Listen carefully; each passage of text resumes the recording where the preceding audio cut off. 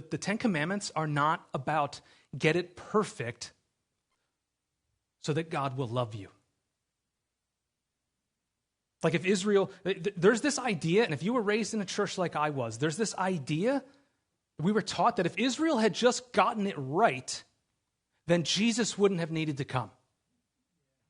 That's crazy talk. But we believe it. We think it. We think, well, there's this angry God of the Old Testament. If we just could have appeased him, then Jesus wouldn't have needed to come. Whew. Friends, there is a sacrificial system built into the law because of sin. God knew we sinned. God knew we would mess this up. And he says, yeah, but here's the sacrificial system. I'm offering forgiveness, like it's built into the system. The Ten Commandments, the law, was meant to be a guardian, Paul says. It was meant to be watching over a people who were put into a trust that would someday come to fulfillment. In who? Jesus. It was all meant to point to Christ. It wasn't meant to be this thing that we would get perfect and then God would love us. It's out of love that he says, obey, live into this, believe me, trust me, walk in this way and I'll lead to shalom in your lives. And eventually we still would have gotten to Jesus. So the gospel for us today, in the midst of the Ten Commandments, is this. They're a way of life. We'll get into this post-Easter series. They're a way of life. A way to be truly human, the way that we were designed to be, going all the way back to the Garden of Eden. That's the point. It's for our good and for the good of the world. Remember, this is the people who are meant to be a blessing to the nations. A people living out, not murdering, amongst a society that would sacrifice their children. They were meant to be living out a truly human way of not taking other people's wives the way that other societies would, and on and on. Again, meant to be a kingdom of priests who are living this out, representing God to the world around them, his glory to the world around them. Again, can you imagine the beauty of that society? And so, if you're like me, we come to the Ten Commandments and we say, like Israel says in this very passage, this is great, we'll do it. We'll do all that you've said. It's good, that's a good word, God, we'll do that. And we would say that today. If I was like, 10 Commandments, agreed? You're like, yeah, that's pretty good. We'll do that. We'll do that. That makes sense, Jim. Those sound great. I like these 10 Commandments, good enough. I don't know about the Sabbath thing, kind of freaks me out a little bit. But most of it, we'll do it. We think this is good wisdom. We'll do it. Of course we would do that. But here's the downside of this.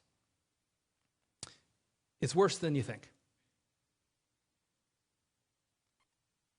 The problem is worse than you think. There's a heart issue here that the law starts to point out. This is what Paul says. It actually starts to point out how sinful we are, how broken we are, how much we have to resist the urges to do these 10 things, or the negative side of them. You know what I'm saying. On the way here today, I think maybe Dennis was following me at this point. I forget. I'm glad I didn't do anything crazy. Sitting at that light coming out by the Wawa on a 191. That light is short, and you got to go over a giant, like Mount Everest type thing to get into the giant parking lot. I don't understand it. Whatever.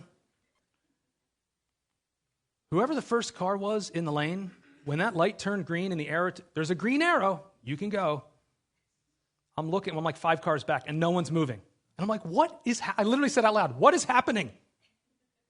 Slowly, eventually, this car turns. I'm like on top of the car in front of me, because I'm like, I got to get to church. Okay, we laugh about it, right? This is the sickness of our hearts, though.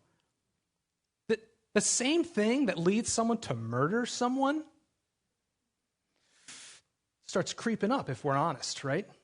Now, I'm not going to murder somebody over this, right? But the inclination, that rage, that anger, where is it coming from?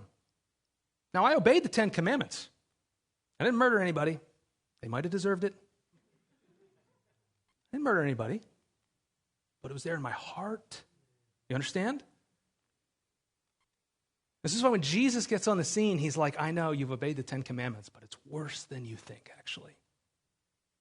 because you've obeyed those 10 things and you've done them great, but you know what? Your heart is sick. The thing that leads to the breaking of these 10 commandments is rooted in your hearts. He says, okay, look, you've heard it said, don't commit adultery. But if you even lust, it's like you've committed adultery. Because he says, look, it's coming up from inside of you. You're not going to get rid of that. You've heard it said, don't murder. Don't murder someone. Don't kill. But if you even speak against your brother and call them a fool, you're guilty of hell. He's saying it's worse than you think because it's coming from inside of you. And so we get to Jesus, and a lot of us think, okay, good, Jesus gets rid of the rules. Great. Whew. Good thing he came. And he says, I didn't come to get rid of the rules. I didn't come to abolish them. Look at Matthew 5. Don't think I came to abolish the law or the prophets. That would have been the Old Testament, all of it. He says, don't think I've come to abolish the law or the prophets. I did not come to abolish, but to fulfill. For truly I tell you, until heaven and earth pass away, not the smallest letter or one stroke of a letter will pass away from the law until all things are accomplished. What Jesus is saying is, it's worse than you think. That law still stands in all its fullness, but I have come and I have filled it up. I have fulfilled it. I have brought it to its proper end, to its proper fullness, to its proper conclusion. The word there means like to pour water into a glass and it overflows. He's saying, I've actually come to do even more with it. I've come to be the fulfillment of it, the finality of it. I've come to live it out in all of its fullness. He does more than the law ever called for. He gets to the heart. He gets to the heart of the issue. And when asked, he says that the law is summed up in this way: to love God with all your heart, mind, soul, strength, and to love your neighbor as yourself. And he's saying, so man, to get your heart to engage in that way, in all its fullness. And you know what? He did it. He did it. He loved God with all of his being, with a purity of heart. He loved his fellow humans with a purity of heart that we could never accomplish, that we could never achieve. We might not break the 10 commandments, but man, I still hate that neighbor. I might not break the 10 commandments, but I still cheated on that test. I still stole. I still want to. I didn't break the 10 commandments, but I still looked at that person the way I should. I still coveted that thing. And Jesus never did that. Lived a life in perfect perfection of loving God and loving humanity the way that the 10 commandments called for in all of their fullness. You see, Jesus, he is the promise to Abraham fulfilled. The power and love of God demonstrated to rescue us, on display. He loves God and he loves others. He is the fulfillment of the law. He's the fullness of the law, everything that the law was meant to do. The law points out sin, and Jesus comes and points out righteousness and says, this is what it really looks like. Look to my life. Then he comes to me and you and he says, come to me. I will give you Sabbath. Come to me. I will give you rest. You don't need to achieve all of this. I've done it. Come and rest in me. Rest in the finished product of my work on earth. And we enter into a relationship with God through him, not a contract. See, deliverance happens first, and he offers it to us, and then we come into relationship, and it motivates us. We're given a life of living at rest, at peace. And you know what it means? Because Jesus on the cross says it's finished. You know what we get to do? Nothing. Nothing. This is the gift of a life of Sabbath, of a life of resting in the finished work of Christ. We get to do nothing. And our Sabbath rest, becoming a people of rest, not just one day a week, but in a lifestyle of rest, becomes a marker to the world that he is our deliverer and our sustainer. You want to have a witness in the world? Be a people at rest. Blows the world away. Our friends, our neighbors, your fellow students are striving so hard to produce and perform. And when we sit back as a people who just say, man, I'm at rest. God has achieved it for me. I'm good. Man, that's mind-blowingly refreshing to the world. And it produces what Romans 1 calls an obedience that comes from faith. Faith in the relationship of God that then produces this in our lives, and we say, yeah, I want more of that, Jesus. I'll choose into that righteous way of living because of what you've achieved for me, as opposed to obeying, trying to earn God's favor. We say, no, because you have put your favor on me, I'll obey. There's a massive difference between those two things. 19 comes before 20. So, what do you do with this?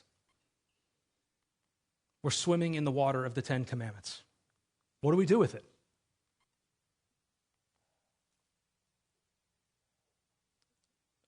I have 3 sentences on my paper. When you see people sinning, in your family, in your church, your workplace, remember your own wicked heart. Remember your own wicked heart, that the same corruption that is coming out of them is also in you in its full potential. We are supposed to be people who don't yell at the world for not fulfilling the 10 Commandments. We're people who are called to live them out, obedience that comes from faith. We remember that the world around us, ourselves included, are broken. Remember our own wicked hearts when we see sin in the world. Second, put your faith in Jesus' sinlessness, in what he has achieved, that he fulfilled this, that he has done this.